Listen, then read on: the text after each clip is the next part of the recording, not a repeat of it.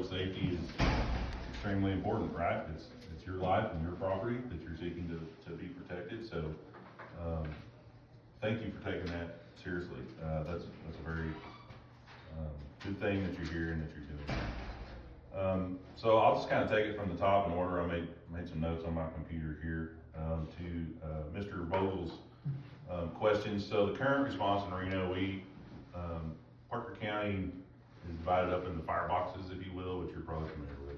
They're geographic boundaries that have a response layer or a running order of different fire stations to respond in a certain running order. So we frequently respond into Reno now through basically automatic aid, depending on the call type. So medical call comes in, that's what we call a still alarm or a single resource response. A Broward Reno Fire Department unit takes that call, right? A structure fire comes in, and I think depending on where it is may depend on what all we send. Oftentimes, pretty well almost anywhere in Reno, if a structure fire comes in, Engine 51, which is the station at Midway and 199 responds as part of that assignment, and typically AZL is responding into Reno as well. I can tell you that in the last roughly 3 years, we've made 158 unit responses into Reno for various types of incidents. So, and that's just as far back as we've gone. We've got records going back 10 years. But so in some cases, it's 2 engines, a tanker, and a battalion chief that respond in on a structure fire. It really depends on what the incident is. So that's how it works today. And to be fair, there are certain areas, especially on our eastern side, that we call for automatic aid from Engine 49 out of Broward Reno to fill out our response assignment in certain areas, especially in our Station 51 coverage area over there. Oftentimes our staff tanker is sent, based on the records that I was looking at, is sent to augment water supply. So we have, and I'll kind of jump to the water supply piece for a second, because I know you guys have some challenges with your water system over there. We have a 320 square mile challenge on fire flow or water supply for firefighting, right? We have, yes, in the case of Springtown, Aledo, Willow Park, we have fairly robust municipal water systems, and the Morningstar Mud District has Fort Worth water in it. But outside of that, there's some HOA water supplies and then just a bunch of unincorporated area with no water. So the two ways we really address that, one is effective response force, and really what that is can you put enough firefighters on scene fast enough to quickly mitigate the incident? And as we've been able to phase in our staffing plan over time, we've seen that getting the fires faster with an effective response force means we catch the fires sooner, and we use less water to put out the fire. So that's one way that has helped. But it doesn't always work that way. We're not always in control of it. But the other piece is we do currently have 7 tankers dispersed around the district. We've got 2 more on order that'll be delivered later this year. But we've staffed 2 of those with a dedicated driver, 24/7, 365. That's a paid position that's staffed to that, one in Springtown and one in Aledo. So on that initial alarm assignment, those 6,000 gallons of water can hit the road and augment the water supply, the water that shows up on the fire engines that are also responding. And we've found that has worked really well for us. The other tankers don't have a staff member assigned to them. We can pull people off the engine and send them. We can do an all-call, and someone off duty or a volunteer may come in and bring them. But that's how we've been handling water supply, and it's for the most part, it's worked really well for us since we implemented the staffing program of that back in 2021 for our tankers. As far as what response would be planned in Reno if the community came into ESD1, our structure fire response plan is 3 engines, a tanker, and a battalion chief. And that's pretty common around Parker County. A commercial box alarm, if you will, gets 4 companies or 4 engines, a tanker, and a battalion chief. And then if we call a working fire, it also gets EMS, an EMS supervisor, and a cascade or a breathing air truck, which is our rescue trucks. And then additional tankers are dispatched as needed based on the conditions. So that's the response plan that we have across the district. So that's what we would follow that same model if Reno was part of ESD1. To the comments about 51 being the busiest station, actually the Springtown station, station 48, is our busiest station. 51 is our second busiest, making around, I think they're around 1,400 runs a year.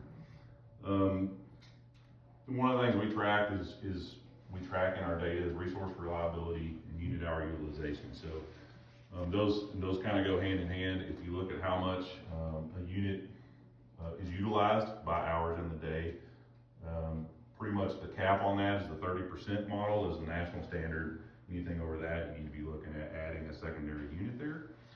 Most of our units are still down around, even our busiest ones are down around the 10-12% unit hour utilization model. So that brings your resource reliability up, right? To give credit to Broward Reno Fire Department, I don't think, looking at Parker County, North and Northeast Parker County as a region, no matter what, that additional engine company needs to be there. So if the area was to come into ESD1, I don't think it would be our intention at all, and I certainly wouldn't advise it as their fire chief, to try to service all of Reno with just, in other words, an engine company going away, right? And trying to service it all from just 51s. So there would, because that fits into the overall regional response piece across North Parker County, right? Engine 49 fills a role there, and that would, one way or another, that engine company needs to be there. As far as, and there was a couple of questions both from Mr. Vogel and I think from Mr. Fowler on the temporary station. So, while I've not talked directly with Chief Truxman about this, he's indicated twice on the record, both at a city council meeting and at county commissioner's court, that if the community were to go the ESD1 route, they would not make their assets or their facilities available for use. In every other annexation that we've had, and I think we would still be willing to, we would certainly be willing to do this. We've always worked with the local fire department that was there, whether that was City of Willow Park, which was a municipally operated fire department. They were all city employees. We hired all those guys. We actually pay rent to the city to use the fire station that's there because they own it. It's a public safety facility. There's fire and police.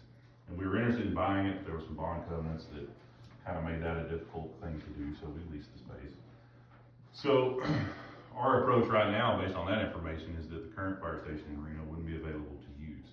So there would have to be a short and long-term plan of that. Short-term plan being find a location that you can quickly erect a steel building and put in some temporary workforce housing. Long-term solution, hey, where's the best spot for a fire station?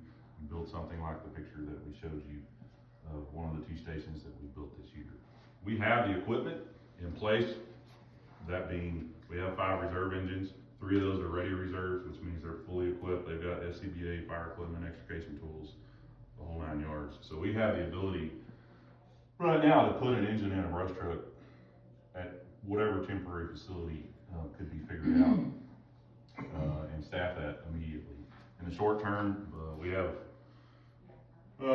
we've got 92 full-time employees. Some of those are support and admin staff, a little over 70 full-time firefighters, and another 30 to 40 part-time firefighters and volunteers. So we have the workforce, 100 firefighter strong workforce, to be able to staff that in short order. And in the long term, we would probably seek to hire another 9 personnel to do that, 3 per shift. And so that's another thing I guess I should point out is our staff model is every engine company has 3 people on it. Unless someone's doing training or FTOs, then you'll see 4. And then at the Springtown and Aledo stations, we actually staff those with 5 instead of 3. And that gives us a 2-person company on the tanker and the rescue. They can run the heavy rescue to major accidents, special operations, technical rescue type incidents, or the tanker to working fire. So the challenge would be the where, and that challenge exists because the current location apparently wouldn't be allowed to be utilized. So, and to get into the ISO question, so we have 11 different ISO publications across ESD1. So because we've got so many different water supply systems and then areas of no water supply and different communities, right? So like Aledo is a 2, Springtown and Lahana are a 3. We were able to get to a 4 on hauled water in the Springtown Lahana 199 corridor. And the rule at the time in 2014 or 15 when we did that is if you're a 3-4, they just give you the 3 across the board. So it's a 3-10.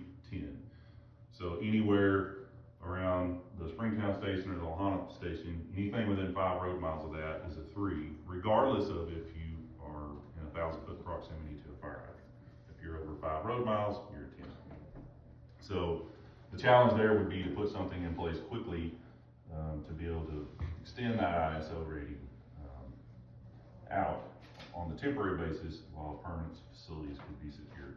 What ISO requires for that is a building with a heater, a Class A pumper, and radio communications. So that's not entirely difficult to do, right? It doesn't have to be, on a temporary basis, it doesn't have to be a big, nice, fancy fire station. It can literally be, you know, a 20 by 40 metal building, or even,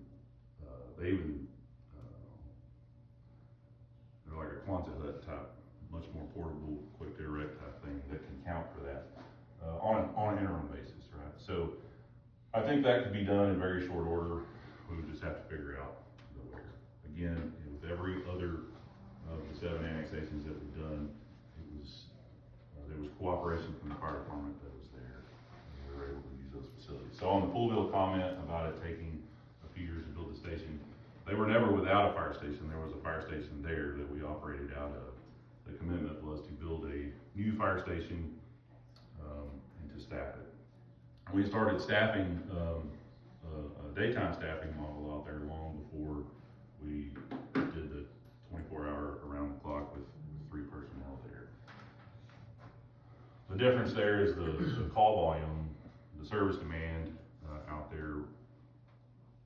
It took some time for that to ramp up. It was just very rural. There's been a lot of growth out there in the last 5 years and tax-based growth as well.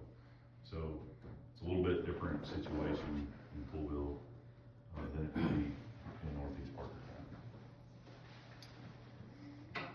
Trying to get all your questions, so forgive me if I'm missing here. What would the equipment look like? At a minimum, that would be an engine and a brush truck. I think that looking at our regional response model, we're close to maybe being able to staff a 3rd staffed tanker, which is water on wheels, right, which augments where there's water supply issues, and bringing that area in might help support being able to do that as well. So as things grow on the west side, we've been looking at that anyway, because there's virtually no water supply in Peachtree and Poolville. There's a little bit of Walnut Creek water up on the north side. So, and there's been over the last 3 years, I guess, it's been really proactive cooperation between us and Park County Hospital District. They're being housed, an ambulance and crew are being housed in 2 of our fire stations currently, the new one in Poolville, and then the one, Station 54 in the Silver Creek community at 730 and 1886. So if a hospital district was amenable, there's always potential to incorporate that as well. I just can't speak on their behalf. That's their decision. But I know there's where it makes sense, and it's a good deal for the taxpayers, and that they're not spending money to build their own facility. There's interlocal cooperation there. They certainly are looking for opportunities to expand on that. Sanctuary. So sanctuary was not included on this petition that was brought forth. So sanctuary would either, have to petition on their own also to join the district, or seek services contractually. It's my understanding they can contract for services now with Reno VFD, which they could continue to do, or talk to Azel, or talk to us. But that's pretty much the 2 avenues for sanctuary.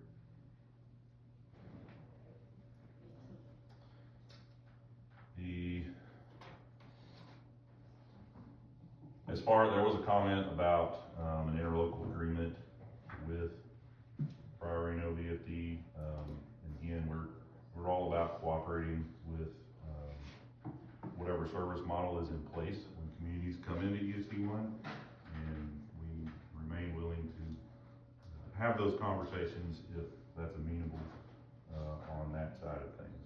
So, dispatch, that was a great question. So, currently, without getting too long-winded, so 911 calls, which the vast majority of 911 calls now are done from wireless devices versus landlines, right? So a true old school landline can be mapped on that account exactly where that 911 call goes. On the wireless side, the system attempts to route the call to the appropriate dispatch center for the jurisdiction that it's in. I don't know because I've not looked into it, but I would venture to say that a lot of the 911 calls that are originated within the city of Reno probably end up at Parker County Sheriff's Office first, because that's the county PSAP for the county that those devices are in and calling from. Being the location proximity to Wise and Tarrant County lines, it's 100% possible that sometimes those calls end up at Wise County Sheriff's Office or Tarrant County Sheriff's Office. From there, whichever answering point catches the call, that's the three that it would most likely end up with. From there, currently, right now, today, that call gets routed, in the case of Reno, to Tarrant County Regional Communications Center, which is a dispatch in Everett, that various cities and Tarrant County ESD1 contracts with for its dispatch services. Otherwise, if you happen to be on the south side of 199 in ESD1 territory, that call is going to get routed to the Parker County Fire Alarm Center. As far as how those calls are routed, that's a pretty simple protocol that's implemented at the PSAP, which is Public Safety Answering Point, which is where the 911 calls originate to. Do I send it to this dispatch center or that one? I would say in the case of Parker County, Reno is kind of the exception. It's the one that doesn't go to Parker County Fire Alarm Center. Because every other fire station in the county, with the exception of the 4 in the city of Weatherford, are dispatched by that dispatch center, and every ambulance in the county is dispatched by that center, even the ones in the city of Weatherford. So it would really be a smoother flow of communications, because if it's a medical call in Reno, that call has to get to TCRC, Tarrant County Regional Communications Center in Everman, and it has to get to Parker County Fire and EMS Alarm, which is the dispatch that we're at, to get the ambulance over here. So overall, I really feel like that would be a better information flow and quicker call processing times. We also have automated dispatch now, which dramatically cuts down on call processing times. As soon as the dispatcher is able to obtain the address and general incident type, the call is pushed out via the automated dispatch, and then they're able to continue their call taking and follow up with supplemental info. So we've seen a reduction in response times or shoot times of about 35 to 40 seconds since we've gone over to that system. That's very new, so we're still evaluating that data, but we have seen improvement. So in the context of your question, can you provide 100% assurance that the night immediately after service ends, any 911 call placed from Reno will be routed correctly and responded without delay? That's really contingent on the implementation of that at the PSAP level, which is either ran by the 3 respective sheriff's offices. But they do those things, they handle those hundreds of calls a day. And so that's a process rule that has to be implemented. It shouldn't be a huge undertaking, I would not think at all.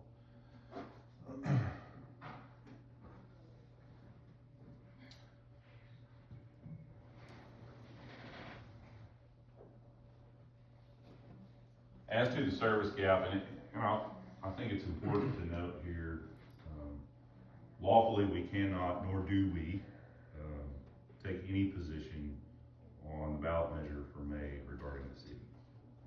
That may be what inspired citizens to bring forth the petition. We've been through 7 annexations over the last several years, and it's kind of a routine process as the county has been growing, for us to be dealing with annexation and expanding services and that kind of thing. So It is not our intent to take a side on that one way or the other, and all the social media that's out there and everything, we have not taken a side on that at all, nor do we want to get involved really in the back and forth. We'd rather just put out facts so that you citizens can make informed decisions. That's our responsibility to you as a tax authority and as public servants. So to that question about what about the interim, I don't know the specifics of the contract between the city of Reno and Reno Fire Department. I don't know how that's paid, if it's monthly, quarterly, annually. I would expect, being familiar with running a tax organization, that the ad valorem taxes that support that contract are all already paid, in December, January. So I don't know if, if there's the financial wherewithal that funds the fire department through the end of the fiscal year or not. That would be a question for them. We held a contract for several years for the Nob Hill corridor, and that goes back long before my time here. So it was just a pocket of area up there that was not in any ESD, so the county was paying us a contract to protect it. And ultimately the county was like, you're kind of the only unincorporated community left in Parker County, or area in Parker County that's not in someone's emergency services district. So citizens petitioned up there to join the district. The county could, and I cannot speak for the county commissioner's court, nor can I speak for this governing body, but the county could, and I think in the interest of life and safety, probably would, but again, I can't speak on behalf of them, seek to contract with us to provide those interim services if it came down to that. I think we certainly would be amenable to that. At the end of the day, we certainly want to take care of the citizens. That's why we're all here in the first place. So I guess my answer to that question is that can be worked out. That would be a decision for the two governing bodies ultimately to do. I can't personally guarantee that, but we have done it in the past. We maintained that for several years until the area did annex into the ESD1. So, and there was, to my knowledge anyway, well, I can speak for the last 14 years, there was never a lapse in response or coverage up there. I don't know prior to me being here, but I don't think that there was.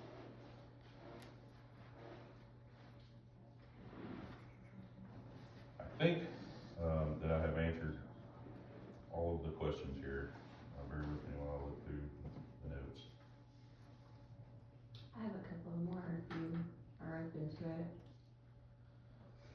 I'm open to it if Jared's okay with it. Is that okay? Sure. Okay. Can you explain the call priorities and how you respond to them? Like priority 1, 2, 3, and what your policy is for responding code to what Sure. level of call? So for emergency medical incidents, we follow the call priorities of Park County Hospital District, whatever their ProQA process, which you're probably familiar with that, or emergency medical dispatch process. Whatever priority they assign it, we run typically on that same priority as it's dispatched. Pretty much everything else for us is an emergency response unless it's a low acuity call, like a public assist type call. But anything that's a fire or a hazardous condition or a vehicle accident, we treat as an emergency response. So on the public assist, would you consider that a priority 3 type call and not respond code to that? Like what's your Typically response? like, hey, I locked myself out of my house, can you come help me get in? Like that kind of a public assist call. We have a nature code in our dispatch system for an emergent vehicle unlock. Say it's 100 degrees outside and, hey, 911, I locked my kid in the car and I can't get in. That would be classified as an emergency response. Do you have a fire marshal's office currently? So we currently administrate the fire code on behalf of the city of Aledo, and we have personnel on staff that fulfill that function. We do not have what you would call a fire marshal's office because we're not a municipality, and we currently haven't adopted a fire code for the unincorporated areas of the county. But we do have personnel on staff that are able to administrate a municipal fire code. And we do that. So the personnel on staff, they're the ones who enforce fire code? or would be enforcing fire code. Correct. And that's really in the case of a municipality, that falls on the municipality on how they wanna execute the administration of their fire code. Springtown uses a combination of in-house staff and Bureau Veritas, a third-party black plan review and inspection company. Willow Park has personnel on staff, and they run their own fire marshal's office. And then Alito sought to do an interlocal with us to do that for them, so. And Chief, if I may, we would probably, if that came to be, we would probably do an interlocal agreement, depending on how you want to do it. Because as long as the city still exists, Right. the district doesn't have oversight over that municipal fire code. But if the city, wanted the district to administrate the fire code on its behalf, that could be done in a local agreement. So I have one more question. What made you decide now to come into Reno for ESD1 to take over the Reno area? Why not have done it sooner? I didn't decide that, the citizens decided that. I'm not in control of that, and I couldn't petition So it that. didn't come if I up wanted. until like the other petition came up and that's when it was decided? Again, I didn't decide that, the citizens in the community of Reno are the ones that petitioned to join. We were presented a petition by citizens. And we have to go through this process once the petition is granted, and it has to be granted. We don't actively put a petition out there. It was presented to us. May I ask a question, follow-up? Just one? Yes, You said getting it, I'm concerned. I called my farmer's insurance agency and they said if I'm an ISO 10, they're gonna drop me, flat out. Sure. I'm concerned, you said we can get a temporary shelter up there pretty soon. Mhm. Can you give me more clarity than that?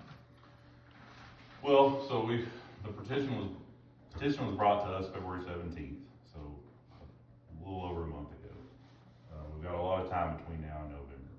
If the election is ordered, then it would then be my job to go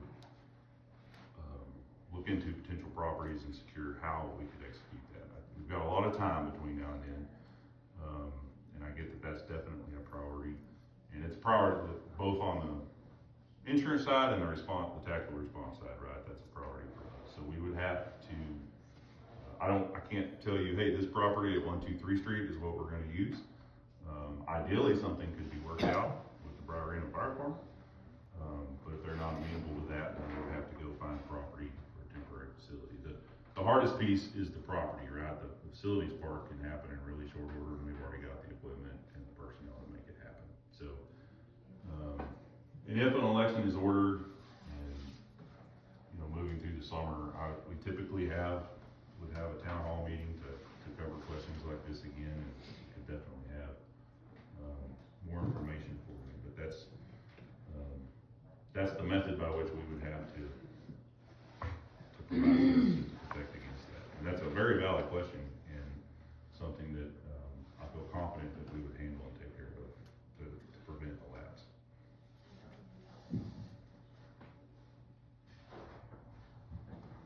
okay, is there anyone else that has any public comment? I just address this again. It was me and Joy Jenkins that went and got the 69 signatures. We're the ones who gave the petitions to Mr. Watson, the day of the hearing over in Weatherford. Thank you for that. All right. It's now 11:12. We'll end the public comment section, and at this time, the Board of Commissioners will convene an executive session under Texas Local Government Code 5501.071, consultation with attorney.